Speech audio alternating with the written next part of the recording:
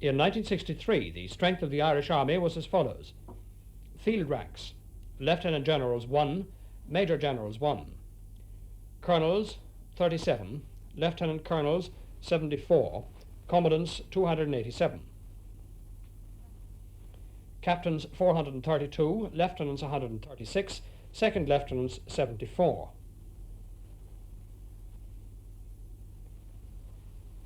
Sergeants 1,468, Corporals 1,436, Privates 4,386, Cadets 87. The totals, both commissioned and non-commissioned officers: commissioned officers 1,072, non-commissioned 2,904, and privates and cadets 4,473. Therefore, the total of commissioned and non-commissioned officers is almost equal, about equal, to the total number of privates and cadets. The total number in the Reserve Defence Force, that includes the Forsa Cussin the Oitul and the Sloan Widdy, all ranks 19,342. With regard to the other services, the Air Corps has 500 men, 26 planes, excluding 3 helicopters, 23 piston-engined aircraft, and 3 jets, of which 2 are operational. The Naval Service has 300 men, with 3 corvettes, 1 operational, and a number of smaller boats. And the Civil Defence Volunteer Force numbers 17,246. And we asked a number of people in Ireland what they thought the purposes of the army should be.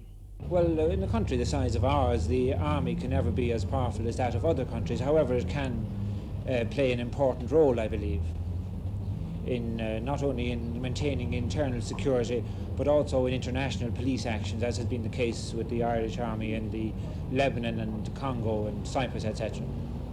You don't think it has any role in defence, any useful role in defence, do you? Oh, definitely. I feel that a reserve of trained men should always be maintained in the country, because the past has shown the need for this. The 1939-45 war showed that the Irish Army had quite an effective role to play, insofar as they would have made it sufficiently difficult for any of the belligerents at that time to interfere with our neutrality. Well, I think every country, no matter how small it is, needs an army to protect it in case of attack.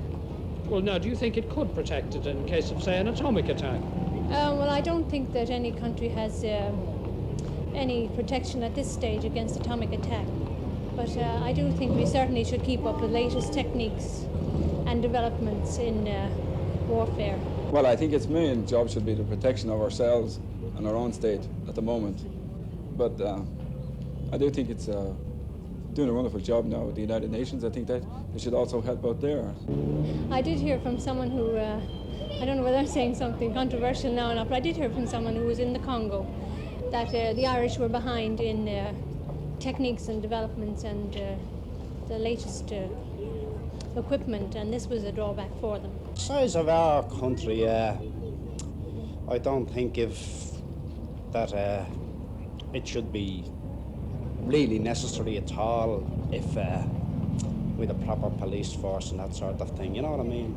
Well, of course, the obvious one that it springs to anybody's mind at this stage is the United Nations peacekeeping force, and I think it is generally recognized that we will probably have in the future an international standby force, and there's no reason why a nation like Ireland can't contribute to such a standby force. For our own domestic purposes, there are many critics that, well, Ireland has no hope in the modern world with bombs and, well, with the nuclear warfare. But apart from military matters, an army is often essential in such things as floods or earthquakes, or, well, some of them probably won't happen here, but in this day and age you can't forecast what kind of a holocaust can occur. I think it should play an extremely passive role.